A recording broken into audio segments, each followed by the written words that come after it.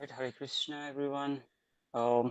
Today we are doing the Canto 3, 20th chapter, starting with verse 1 and 2. I will go ahead and do the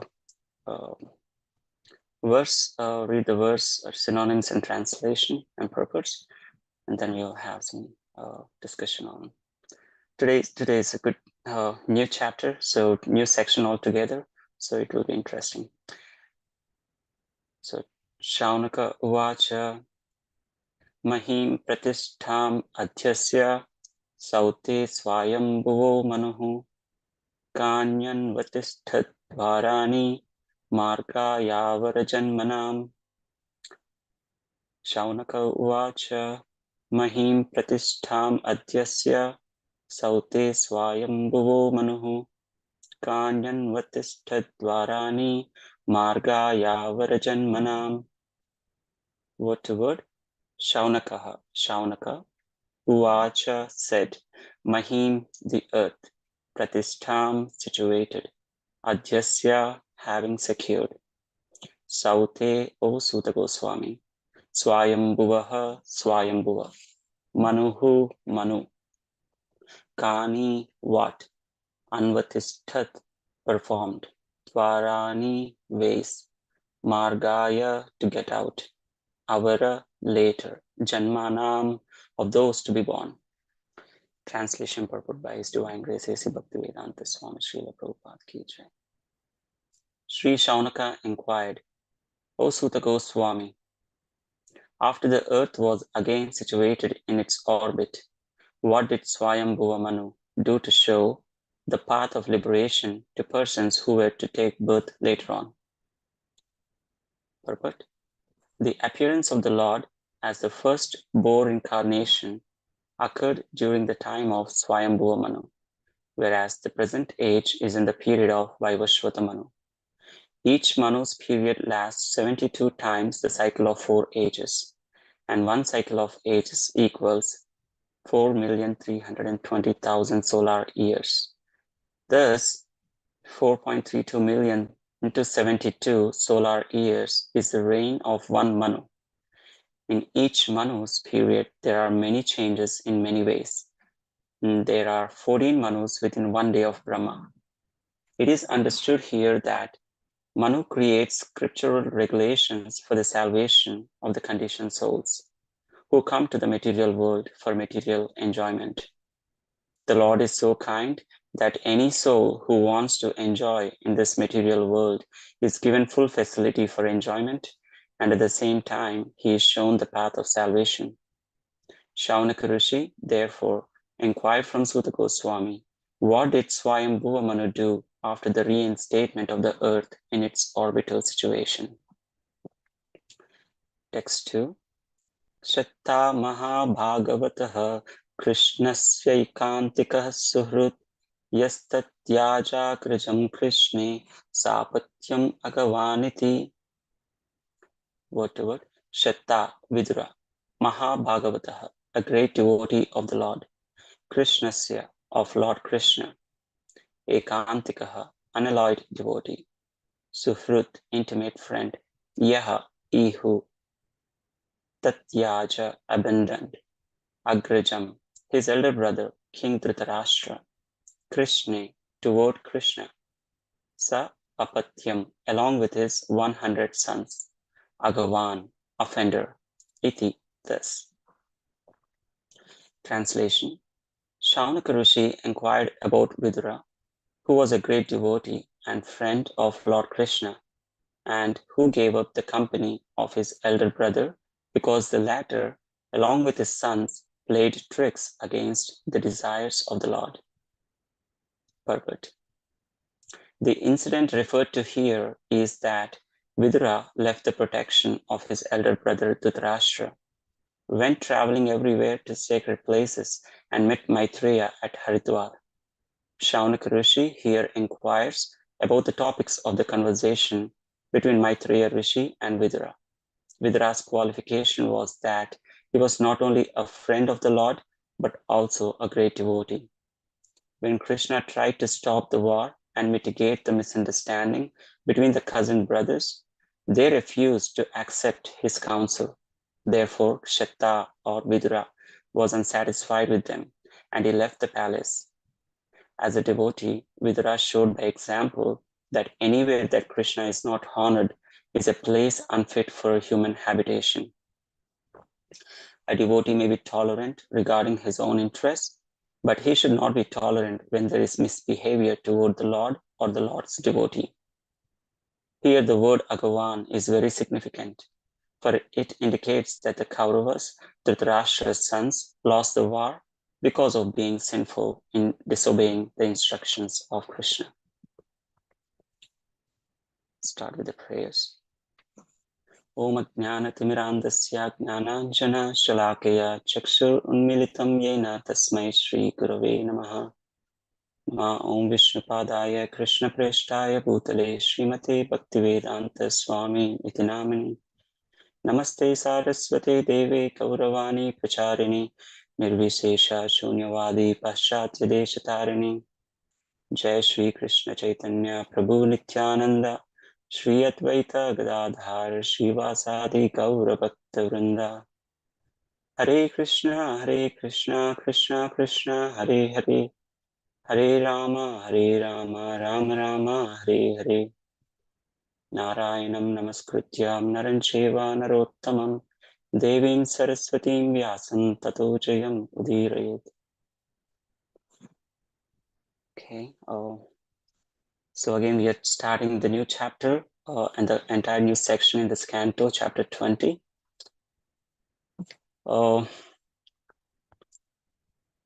So until previously, like yesterday, we heard about the Falastuti. That's the last couple of verses after the pastime of the Lord's boar incarnation, where he came and killed Hiranyaksha. And here the new section begins with Shaunaka inquiring Suta Goswami. So after that pastime, his question, the first question or the first inquiry he made was how or what did Swayambhuva Manu do to show the path of liberation? So his inquiry is about the Swayambhuva Manu, who is one of the 12 Mahajanas. And Swayambhuva Manu, as we know, he is the first man to be born in the universe. And the first woman is Shatrupa. So Swayambhuva Manu has created the law book for the mankind. And the word Manavas, sometimes, which we know in Sanskrit, is coming from Manu, the Manu itself. So sometimes we say sometimes Manavas. I don't know where this man and woman is coming from, but so Swayambhuva Manu, he's first Manu created, and that's when the Lord as boar incarnation took place. That's what Prabhupada writes. And our present age is Vaivashvata Manu, is the son of the sun god. And here, in each Manu's period was calculated. It is 72 times the cycle of 4 ages. And Brahma's age is calculated to be 1,000 times. The one day is calculated to be 1,000 times of the 4 yugas, and plus the night is also the same period. So it's very huge. We cannot say the numbers that easily. And in each day of Brahma, there are 14 Manus. So what did Manu created? So that was the Shaunaka's inquiry. And Prabhupada writes that he creates the scriptural regulations for the salvation of the conditioned souls. So what are those scriptural regulations? And most of us know that something called Manu Samhita or Manu Smriti. So in that, as I've said, there is laws for the mankind, what one should do, what one should don't do, the rules and regulations to live and to elevate ourselves for the liberation over the three modes. And I was also reading in the first canto when Vyasadeva in 4th and 5th chapters, he also compiled Vedas, Vedanta Sutra, other Puranas. After all this compilation, he was discontented. And Narada Muni comes, or he appears in front of him, and he asks, in a very, if not satirical, but it's in a way where he can realize. He says, I was reading this verse yesterday to my daughter. So he says, my dear Prabhu, are you satisfied with the work that you have did so far that identifies the self with the body and mind? So the work that he did so far, Vyasadeva did, was to give people who are especially in the Kali Yuga, to elevate oneself from whatever the mode he is in to the mode of goodness. And very little he has mentioned about that too indirectly about the Lord, descriptions of the Lord. So that is why Narada Muni says that this is the cause for your dissatisfaction.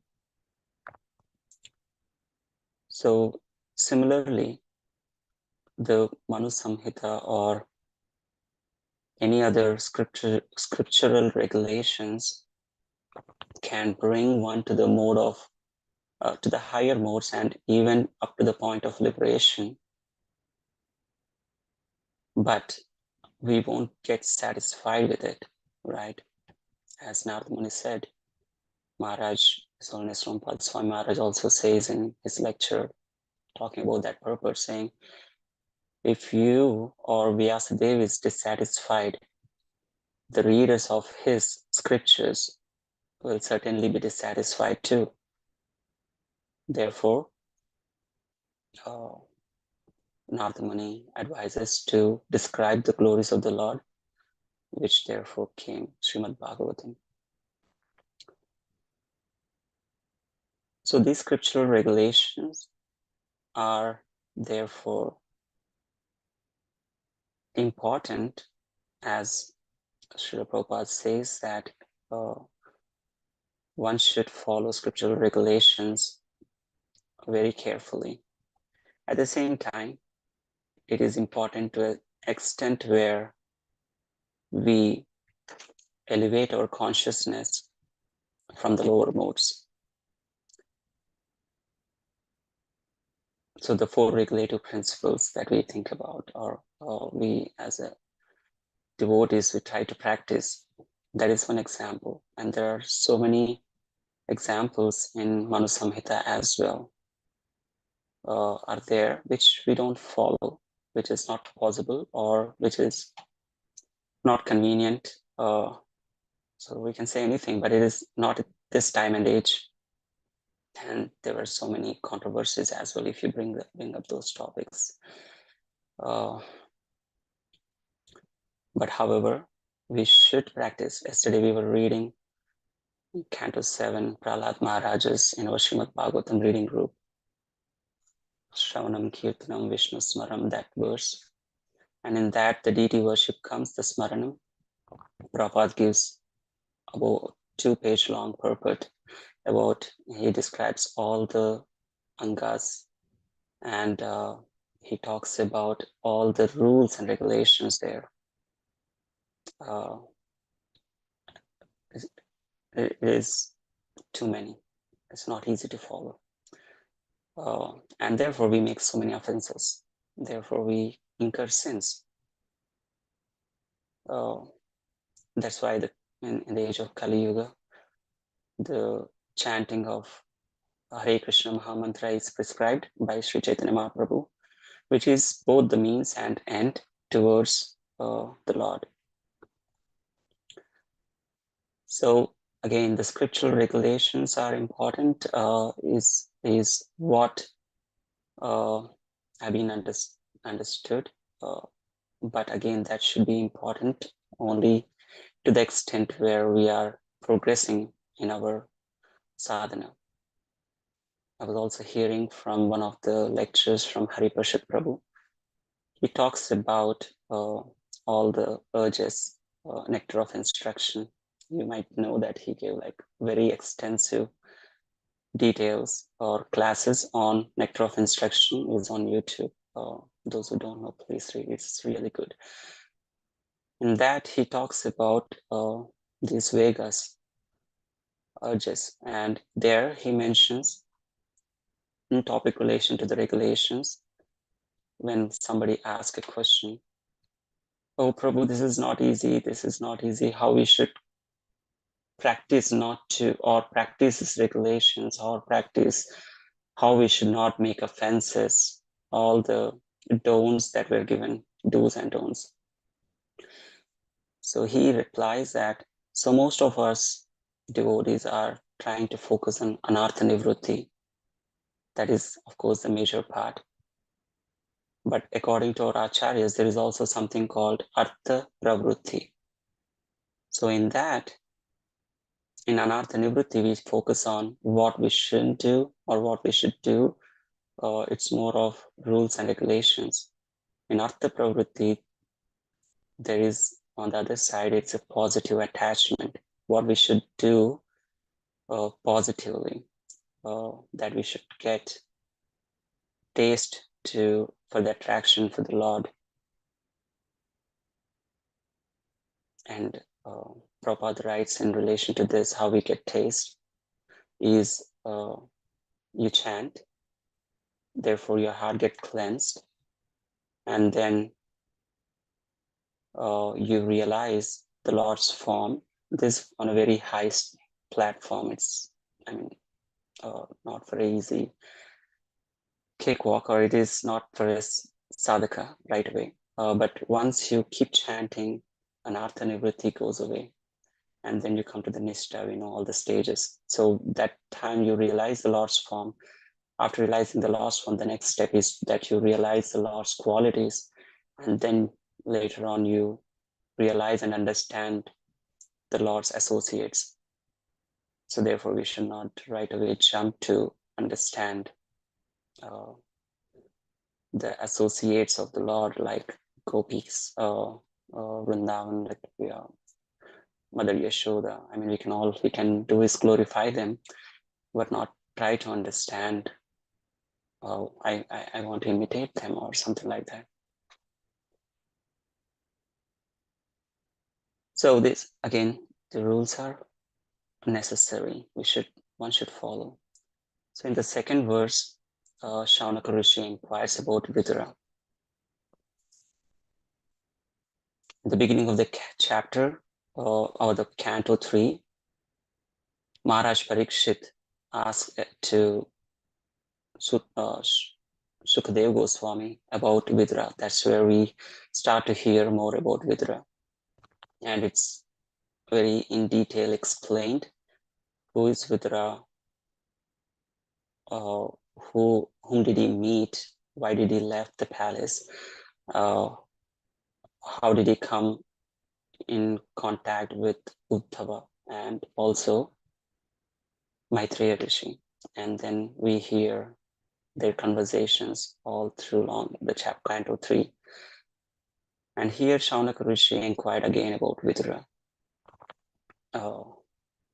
And here it's in the purport and the translation, it talks about various qualities of Vidura, and some of them where he is a great devotee of Lord Krishna, He's also a friend of Lord Krishna, and he is not only a friend but also a great devotee that's here, and he's a council advisor for the king or the Dhritarashtra. Anyways, so it's always interesting, or it is always good to talk about personalities like Vidura. So I felt like I will talk a few minutes about him. I was reading his his story in one of the Back to Godhead magazines. There, the devotee writes how Vidura became Vidura in this lifetime. He's personified from Yamaraj. So in his past life, Yamaraj, from the curse of Mundaka Muni Rishi, due to that curse, he has to take birth as a son of the maid servant in this next life, which he became Vidura. So in the past life, what happened? Mundaka Rishi or Mundaka Muni, he was being captured by the king or the men of that king because there were thieves who concealed in his hermitage, and therefore the man who came there to capture the thieves also thought Mundaka Muni gave them shelter, so they captured him too. And the king's council decided to punish him by killing him. So how the punishment is through a weapon called a lance, which is a sharp weapon. And king came to know the news, and then he asked for forgiveness and released Mundaka Muni. Later on, Mundaka Muni went to Yamaraj and inquired why I have to go through that situation. And Yamaraj said that in his childhood, in that same lifetime, in his childhood, he tortured or he killed or he used a sharp straw to kill a small ant in his childhood. And Mundaka Muni Rishi said to Yamaraj that, okay, this is a childhood act. An innocent child act cannot be taken as a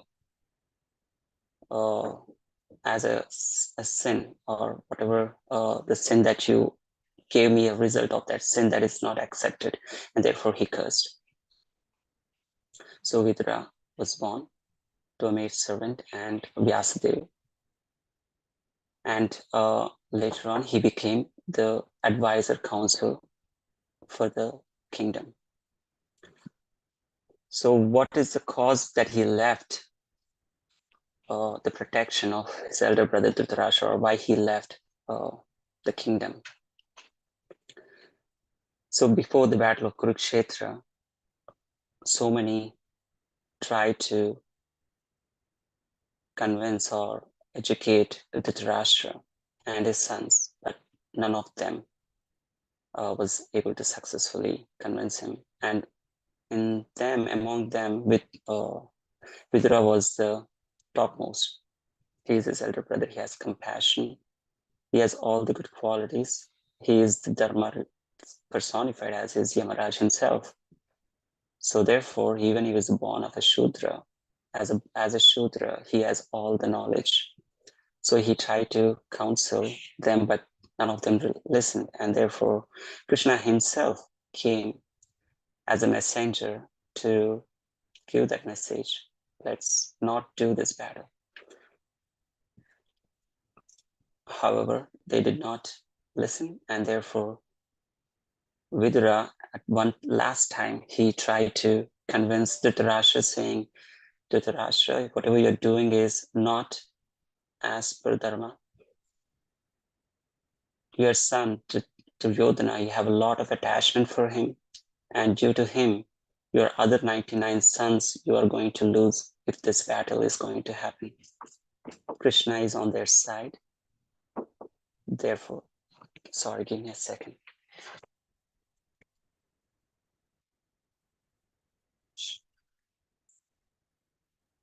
Krishna is on the side of Pandavas. Therefore, they are going to win the battle and you will lose your sons. And hearing this, Duryodhana got really angry and he exiled Vidura from his position. Also, Vidura took that as a blessing and then he left. Not blessing, but he thought that is a sign, indication to leave. I just want to say one thing from what I heard from Haripashat Prabhu. He says, one indication is enough for an intelligent man to do what he needs to do. So you don't really need to preach him. But anyways, Vidura left. And Vidura, after he left, he went to several sacred places. So there is another point in time in Ramayana where we see another personality, Vibhishana, also went through the same or similar process where he left Ravana. But there he took the shelter of Krishna, and here Vidura went to the sacred places. So why he did not take the shelter of Krishna? Because he is a great devotee, he's a friend, and why he did not? As we know, Vidura is Yamaraj himself, Dharma personified. He knows what he should be doing. He knows that he took the association of Dhritarashtra and his sons. So he incurs sins, several sins, and he don't want to directly go to Krishna with that contamination. Therefore, he decided to go on different pilgrimages. Therefore, he started. About 30 to 35 years he traveled, and he met Uddhava in the course of time. And we know one of the qualities that he showed in our previous chapters when we read about Uddhava and Vidura. He even accepted the younger Uddhava as a spiritual master. He is so humble that he was ready to accept. However, Uddhava is another great personality where he directed him to go to Maitreya Rishi. So he's very sensible, and he directed him to Maitreya Rishi. That's how he met in Haridwar. And therefore, there are different inquiries made by Vidura with Maitreya Rishi. Looking at the time.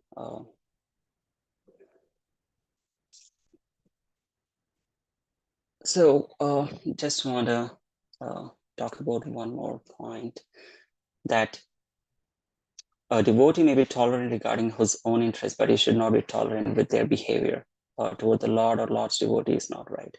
That's what Prabhupada writes. So we hear in Nectar of Devotion as well, when someone is misbehaving towards a devotee or the Lord's devotee or the Lord, there are three things one should do. One should defeat the other person with the argument, or one should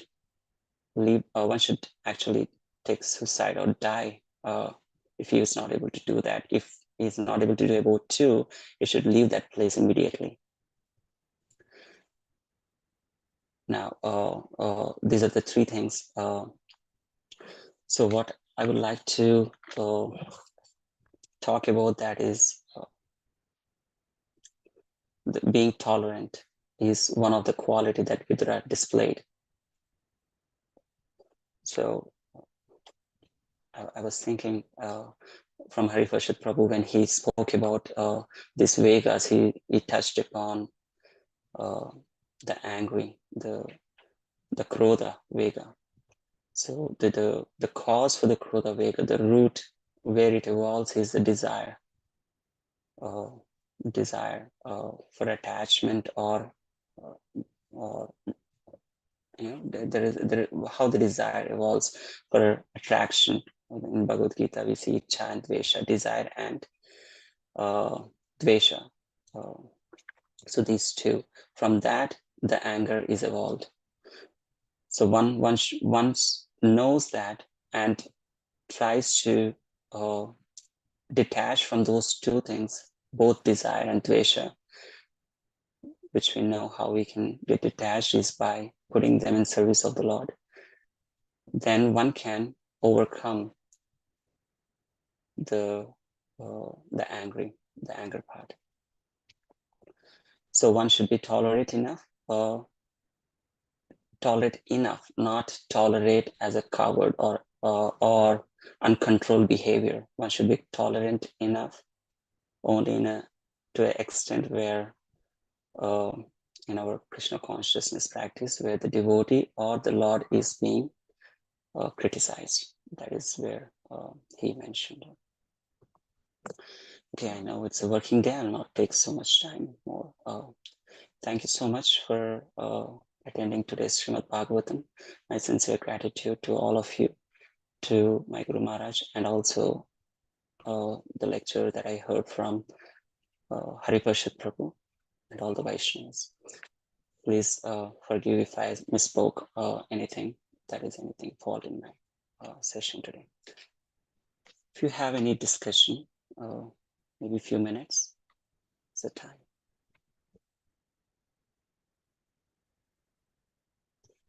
Okay. Hare Krishna, Prabhuji. Please accept my humble obeisances. Always the Srila Prabhupada. Prabhuji, wonderful class. If you have a few minutes, I have a question I want to ask. Sure, Prabhu. Yeah. So it's really wonderful how you described Vidura and how Vidura was in his previous life, got cursed. It's also said that it was his wish that he wanted to serve the Lord, and that is how his wish was granted. We also read in the beginning of the third canto how the Virat Purusha, like the Lord, he wants to see the eyes are created. He wants to hear, the ears are created, the hearing organs. Then he wants to smell, the nose is created, so on and so forth. So the Lord is very powerful, and he has the power to create or do anything he wants just by his thought. If that's the case, why is it that his wish to have the chivalry rasa enacted, there had to be this indirect means of, the four Kumaras coming and cursing, Jai Vijaya, or in the case of Vidura, where it was Lord's wish that Vidura serve him, that it had to happen through a curse. This is just two examples. There are so many other examples where the Lord's wish is, enacted through an indirect means rather than a direct means. Why? Is it because the Lord himself doesn't understand that he has a desire like that? What's going on there, Prabhuji? Just wanted to understand. Thank you, Prabhu, for attentively listening and trying to inquire again. So, Prabhu, all I can say, I don't know if any other Vaishnavas here who would like to extend upon that, but I can talk about what I hear from my Guru Maharaj. So once there were similar questions like this posed by devotee, and then he talked about on a funny note or a serious note maybe, he talked about Bhaktivinoda Thakur, saying that Bhaktivinoda Thakur says, not me, Bhaktivinoda Thakur says, any questions like these are misleading to a practicing devotee like us. He says that Lord is inconceivable. We know Achintya. He is inconceivable. His Shaktis sometimes, or most of the times, we don't understand. They are inconceivable because Lord is Achintya Shakti. So for the two scenarios that you mentioned, there were two reasons. There were many reasons. I mean, he can do his whatever the action he's doing might be fulfilling many other desires of other devotees, or for his own pleasure as a pastime to assist him.